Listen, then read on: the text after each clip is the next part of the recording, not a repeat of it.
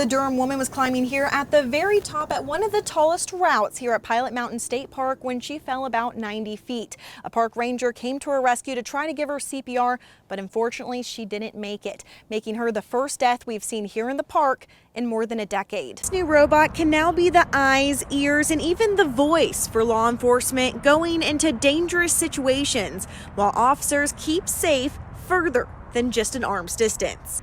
Taking a look at this CDC map here, they're recommending those here in Forsyth County, Guilford County, Davidson County, and many other counties across the Triad to mask back up, even if you've been vaccinated. Well, right behind the line next to the visitor center, you can see back behind me here, trees burnt to a crisp, charred, ash, smoke coming from the ground, and even a fire popping up in that corner there. One of the several hot spots that they've been having to deal with and trying to contain, dealing with this fire and trying to stop it from going anywhere else. Gas prices vary across the Triad. In fact, here in Asheboro, just even down the street, gas is looking at $2.99 per gallon. Here at this one, $3.40. But the state average right now is a little bit closer to $3 per gallon. So if you're seeing prices that are outrageously higher than that, you're asked to report it. So far, many people have.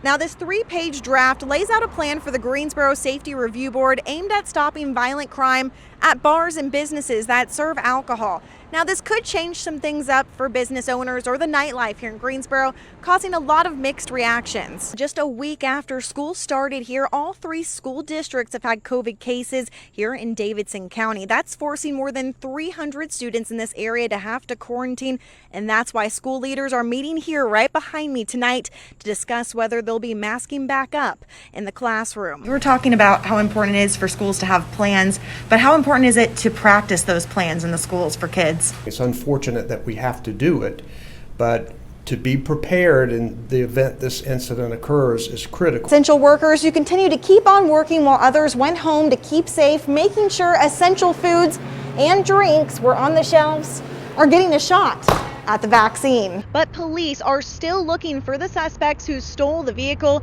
So if you do have any information, you're asked to call the Greensboro Police Department. Governor Cooper is sure to veto the bill if it comes to his desk. Republicans are wanting to put the issue to the voters in the form of a proposed constitutional amendment, something that's not subject to a governor's veto. Each group of attendees has to be separated by 6 feet apart. But that's not just people who are on your same row. It's also people who are above and below. Majority of the major roads here in Winston-Salem are looking like this one back behind me here. A little bit of snow, ice, and water on the roadways, but they've been treated, so drivers are feeling very confident on these roadways right now, but DOT officials say not so fast. There's a lot of water on these roadways right here, and we're expecting below freezing temperatures, so they say there's going to be a sheet of ice here tonight and into the morning, so it will be dangerous conditions. But it's not just these major roadways people are concerned about, it's also these side streets here that haven't actually been treated or haven't been treated in a day as we've collected more ice. It's basically an ice skating rink out here. So DOT officials are asking people, even pleading with people to stay home if you don't need to, because they need to be able to get to all these roads to make sure they're safe. While hospital leaders say it's a push to keep their staff and patients safe as the new variant Delta circulates around our community, causing a rise in hospitalizations and cases here in the Triad. And also crushing cars like this one here, just some of the damage we're finding today. My body, my choice. That's the message that hundreds of healthcare workers were chanting out here outside of Cone Health after they were told they have to get vaccinated or be fired. Well, Camilla, this is a really important bill as North Carolina is the very last state in the country without a budget, putting pressure on lawmakers and the governor to finally make a compromise. That's right, she does, because her home was targeted by mistake, and she's tired of the senseless violence. In fact, there's at least 1 shooting per week here in Winston-Salem this year, and already 2 deaths. And this mom is scared more babies will be hit by bullets. I said she's special, that's all. 8-month-old Jaya McMahon was sound asleep when she was caught in the crossfire. Deliberately stood across there and shot into this room, with a bullet striking Jade Green's baby in her crib. So the top one is the one where it went through. The bottom is where the tube was placed. Oh, wow. And then it came out through her back. The mother of four left the house to run an errand while her mother was watching the kids. Minutes later, multiple bullets were fired into their apartment on Echo Glen Drive. Right there, that's one right there. One went into the door and another one went here.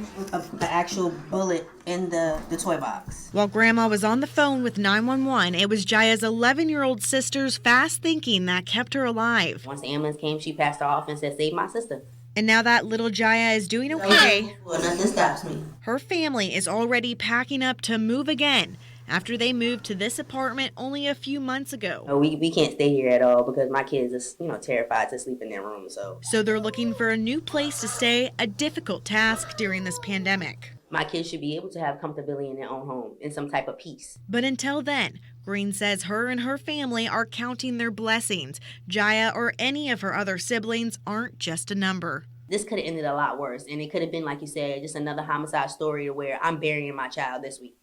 And for me that's not the case, and me to be able to say I'm planning a birthday, her first birthday, that's awesome.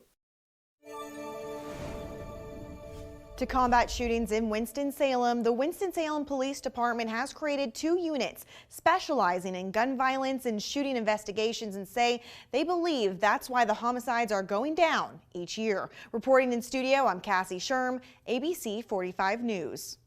Cassie, thank you. And it has been nearly a year since the pandemic forced schools to shut down, putting more children online, oftentimes unsupervised, and new numbers show skyrocketing rates of cybercrimes, and it's not just a national problem.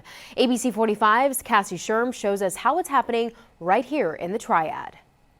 The click of a mouse, a brief introduction. And Instagram, Facebook Messenger, Snapchat, TikTok, they just send a private message, saying, "Hey, that was a great video you shared," and just to try and get the conversation started.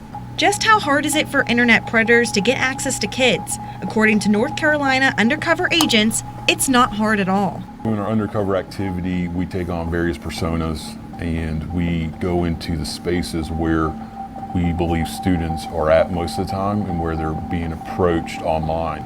A simple conversation, some turning too graphic to share.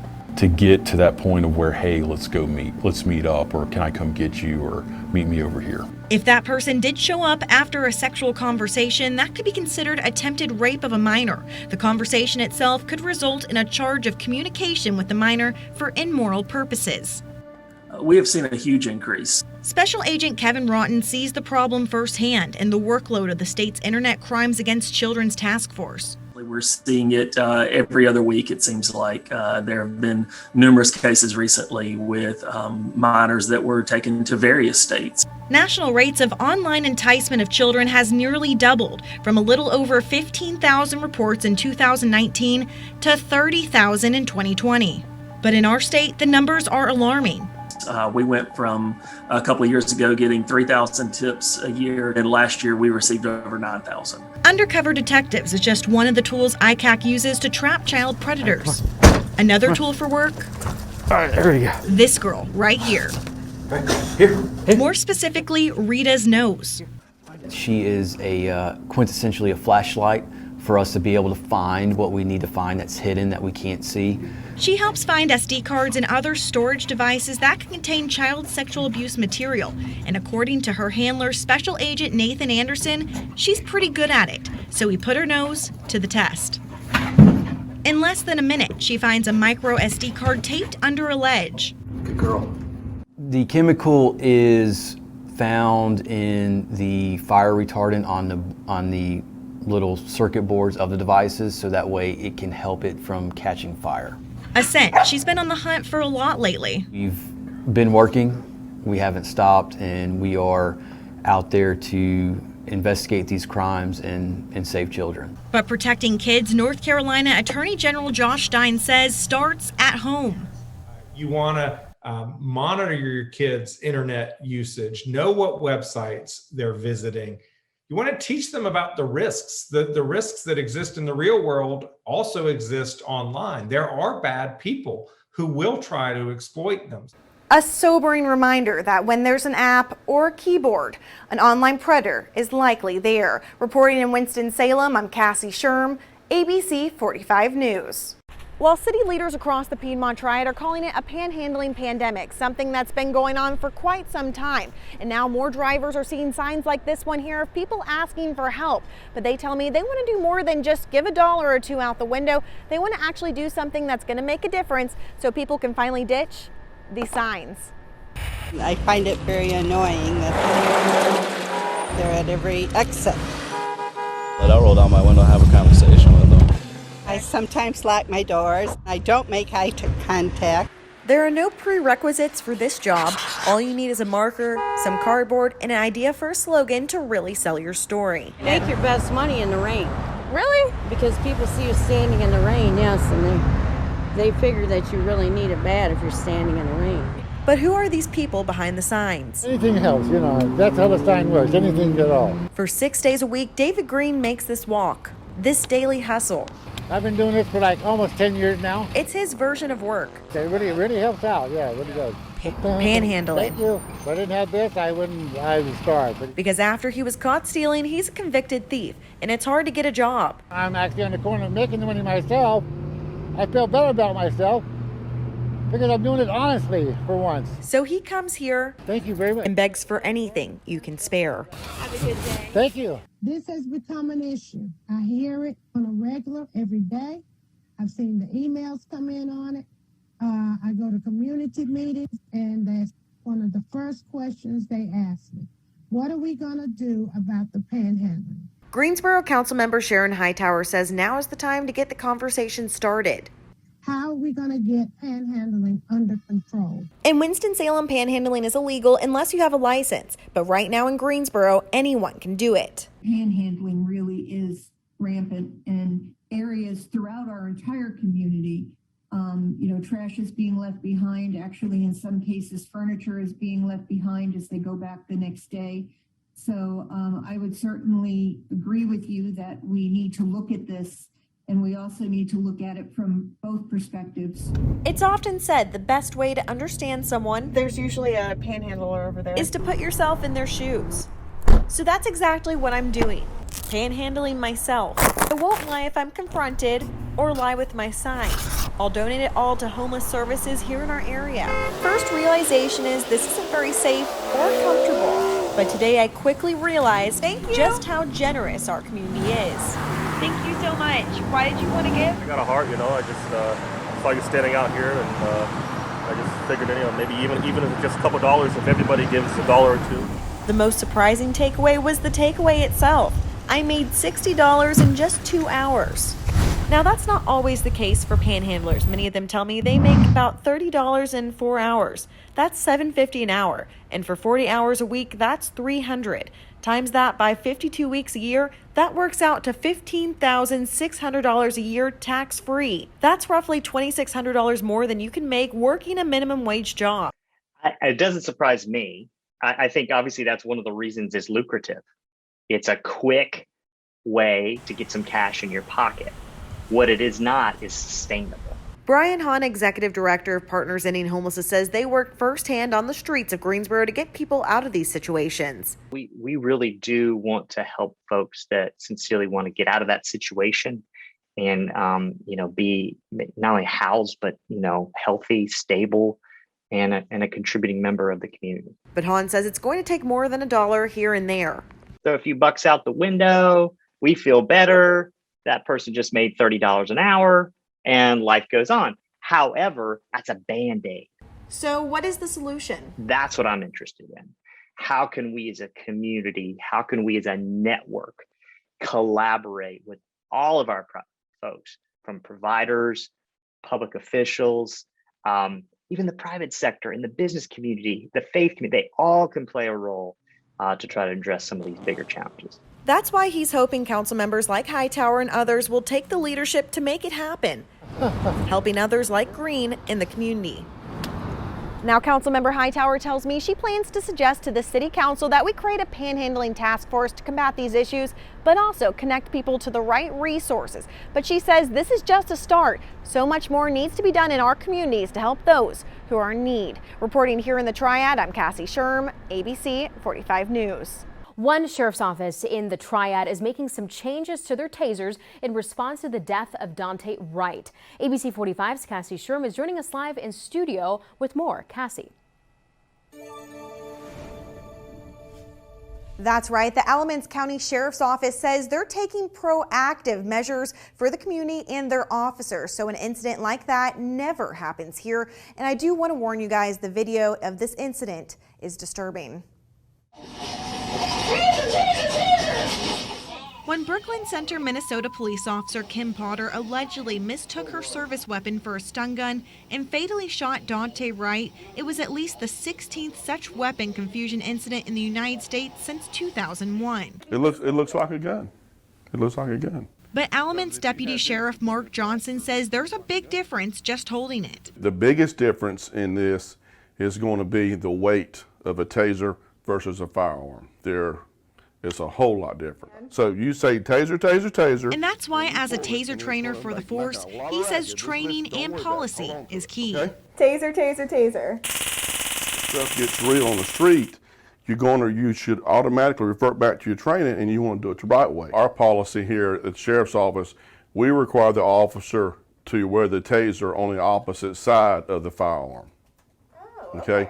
That way, if it does, and you reach for your taser, you know it's not on the same side. Now, after the Minnesota incident, they're taking things a step further by adding bright yellow tape to all the tasers while they wait for new yellow tasers to come in. We do care, we are concerned, and we do listen. So if they're ever out or they riding by and they have an officer or all our officers have their taser drawn for whatever reason, that they can see it's yellow or it's got yellow tape, but they know that's a taser. We're trying to get ahead of the curve to make sure we don't have anything happening here in Alamance County that's happening somewhere else. On top of that, the department also requires all officers to do a yearly 8-hour taser training and go through the experience of being tased to have a better understanding in high-stress situations. In studio, I'm Cassie Schirm, ABC 45 News. As North Carolina reaches over 1.2 million first doses of COVID-19 vaccine distributions, new data is showing racial disparities in who is getting the shot and who is not. ABC 45's Cassie Schirm is in studio tonight with more on how the state and the community are tackling this issue right now. Cassie. As of today, only 15% of the vaccines in North Carolina have gone to African Americans, 77% to white. It's a percentage that had an even larger gap just last week. That's why the state is partnering with local community leaders to get more shots in arms. 3, 2, 1.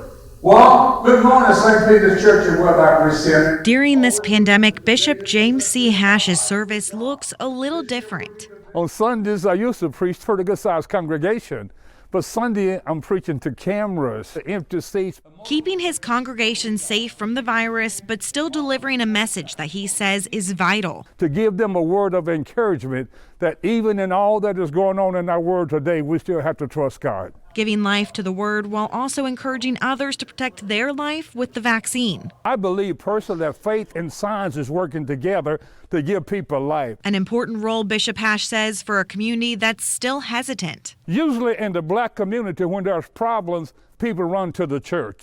People fear what they don't know. So it is my responsibility as a pastor to let my people know that you can trust the medical profession. When looking at the data, the vaccination for the state shows nearly 200,000 black North Carolinians have gotten a shot, compared to a little more than 1 million white North Carolinians. The pandemic didn't create disparities, but it has certainly shined a spotlight on them. Deputy Secretary Susan Gale Perry says that's why the state has put so much focus on closing that gap. We made a commitment to equity, embedding it in every aspect of our COVID-19 response. Now, comparing to other states, North Carolina was one of the first states to show the vaccine percentage allocations when it comes to race. Why did the state do that? Yeah, we're really proud. We were one of only 3 states in the country that came out first with a dashboard that included race at all at the state level, the first state in the country to do so at the county level, because it was really important to us that we both used our data to lead the way we were administering and distributing vaccines, and earn the trust of North Carolinians. They've been allocating vaccines to marginalized communities, working with church leaders and hospitals for outreach, and even hosting vaccine clinics on church grounds. All done. Giving more access for a shot. I've done number one. And a step closer than 6 feet apart. Excellent. Hopefully that'll give us an opportunity where we can come together again as family members, friends, and community. Finding hope in the vaccine. Giving people hope for the future. Simple as that. Everybody wants to live. So therefore, take advantage of the opportunity that has come to keep us all living. So one day people can come together safely. God bless you. God bless you. God bless you. We love you, St. Peter. We miss you guys. The best days are before us, for the day is the best day of our life. Now, Forsyth County is among the leading North Carolina counties in the number of residents vaccinated and is making progress towards the goal of having more than 40% COVID-19 vaccinated individuals be members of historically marginalized populations, which is proportionate to the demographics of the county, but right now they sit at 17%. In studio, I'm Cassie Schirm, ABC 45 News. Cassie, thank you. Jonathan, thank you. No masks mandated for many in North Carolina, but what about places where young children often play and learn? ABC 45's Cassie Schirm joining us live from the Science Center in Greensboro. Cassie, what are parents telling you tonight? That's right, Camille. Now, some parents tell me they're okay with the changes, while others say they're concerned for their child's safety. Now, here at the Greensboro Science Center, they're one of many businesses here in the Triad that are no longer requiring masks before walking through the doors. And some parents tell me it's causing a lot of problems and concerns. Weather's been beautiful, the animals have been active, and guests are coming out and thoroughly enjoying it. Erica Brown with the Greensboro Science Center says one change guests can expect is no more masks. It's a science-based organization. We're really looking at the science behind the decisions that the CDC and North Carolina Department of Health and Human Services have made. So we're going by the guidelines they've set forth based on the data they've seen. Some parents are for the change. I love it. I mean, you can see people's faces and recognize them. You know, we make sure we just keep our distance from people. While others say this move will stop them from going back for a while. We were like, oh, that's really disappointing that this is, one less place where we can feel safe taking our kids now. Jessie Spence got her membership for the Science Center for her 5-year-old daughter, Autumn. My daughter loves the Science Center, and they are a great resource for our community. But after she got the email about the changes, she asked for a refund. The reality is that some kids do get sick. Some kids do have symptoms. If they don't have symptoms, they can spread it to other kids or to other adults who aren't yet vaccinated. And for 3rd grade teacher Alyssa Brannon, she's against the change. Her and her students have been wearing masks since coming back to school. They're so happy to be back. So they're wearing their masks without any arguments. I don't understand what the big deal is for just a little while longer. We've been doing it this long. A few more months to me is not going to make that big of a difference. Her big concern, her 20-month-old grandson. People who aren't vaccinated may think, okay, I'm going to take my mask off anyway. And that's where the risk lies. Not necessarily for me, but for the children, especially my grandson. But the Science Center is still doing cleaning measures and says they have the space to social distance, but it's up to the parents. It's the point that we're at in this pandemic. You have to decide what's best for you and for your family. The zoo part is outside. And so if you aren't comfortable being around folks who may or may not have their masks on, you can absolutely go outside. There's plenty of room to spread out and walk around and find a spot you feel comfortable. Now, Novant health doctors say they're hoping to have a vaccine for kids 11 years old and under by the end of summer. But they say until then, it's important to keep your kids masked up to help stop the spread. Reporting here in Greensboro, I'm Cassie Schirm, ABC 45 News. It all started here on Bruce Street, where a man was shot and killed in this front yard here, making him the 16th person killed in Winston-Salem just this year. Now, unfortunately, this was just the beginning of a weekend filled with gunshots and heartache. I never imagined getting a phone call and one of my children were dead. For Tanya Mabe, this violence is a mother's worst nightmare as her 22-year-old son, Tristan Gadberry, was shot in the front yard.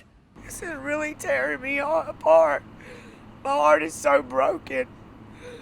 I feel empty and lost. I feel like a part of me's been taken.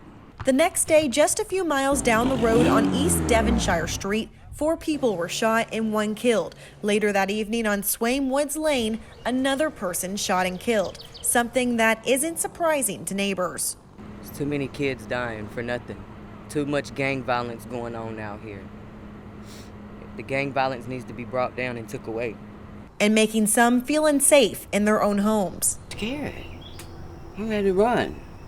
You know, it's not fair to the ones that's not involved in all that. A crime that has Winston-Salem police working around the clock. I'm sick and tired of it. I'm sick and tired of being sick and tired of the killings in this community. Are you guys going to be adding more patrol to that area? We'd already had an extra patrol in that area. As a matter of fact, our officers heard the gunshots at 844 Devonshire and responded immediately. They were there as people were still kind of fleeing the scene. It was very chaotic for them. We were already working this area day in, day out. Police say they're doing what they can, but it goes 2 ways, as more than 100 people saw one of the murders this weekend and not one person has come forward with any information. Spent hundreds of thousands of dollars to try to help the community. Now we need your help. I plead for that. We can't solve these crimes without your help. This no snitching, this street crap needs to go to the wayside. This is your friends. This is your family that's been murdered. The victims' families also joining in on the plea, begging for people to come forward and stop the violence. People put your guns down because kids are losing their life. Young kids. I mean, come on. This has got to stop. Now, this past shooting that happened right behind me here is the 18th murder we've seen on the streets of Winston-Salem in the community, and police say they're fed up with it. Reporting in Winston-Salem, I'm Cassie Schirm, ABC 45 News.